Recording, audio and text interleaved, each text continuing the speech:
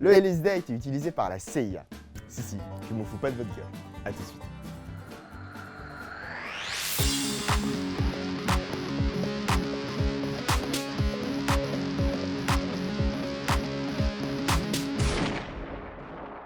Putain, rien que son blaze est stylé. LSD. Ça vient de l'anglais lysergique acide diéthylamide. Il a été synthétisé pour la première fois en 1938 par Albert Hofmann dans les laboratoires suisses Sandoz. Et vous connaissez forcément Sandoz parce que c'est aujourd'hui le premier groupe pharmaceutique au monde sous le nom Novartis. À l'époque, Hofmann travaillait sur l'ergot de seigle, qui est un champignon parasite de céréales, dont le seigle. Et ce champi était connu depuis le Moyen-Âge pour être responsable d'épidémies, puisqu'il pouvait être présent dans le pain. La maladie s'appelait donc ergotisme, et quand tu l'avais pécho, t'avais des alus et tu perdais la sensibilité de différents membres, comme les doigts. Bon, c'est pas très cool, hein. Mais justement, l'acide lysergigamide présent dans l'ergot est le principal responsable de l'ergotisme. Du coup, Hofmann fait pas mal d'expérimentations dessus, et la 25e marque la naissance du LSD. Il voulait obtenir un analeptique, c'est-à-dire un stimulant qui va améliorer des fonctions de l'être humain, comme la respiration. Mais ça va pas très bien marcher, du coup il décide de le ranger dans un placard. 5 ans plus tard, Hofmann décide de le resynthétiser et il va en boire accidentellement.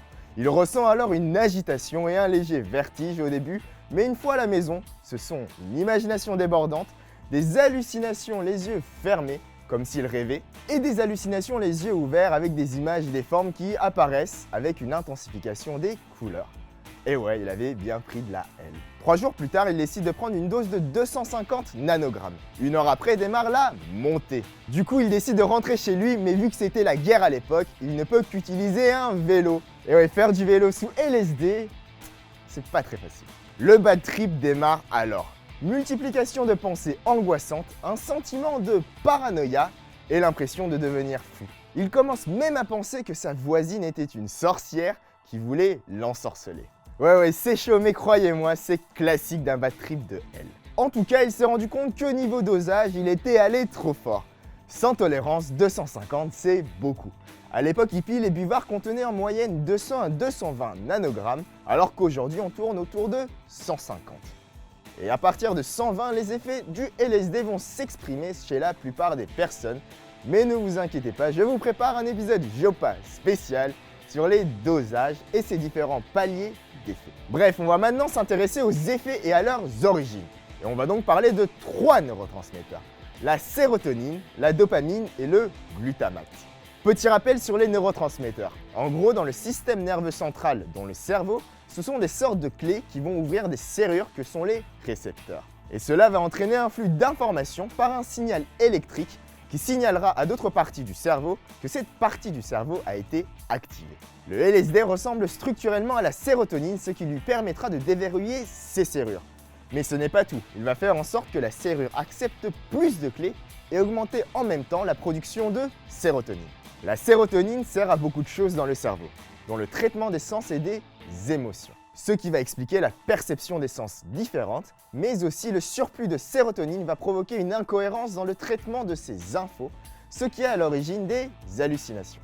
Le LSD va ainsi activer certaines connexions entre parties du cerveau qui ne communiquent pas en temps normal, ce qui sera à l'origine de la synesthésie.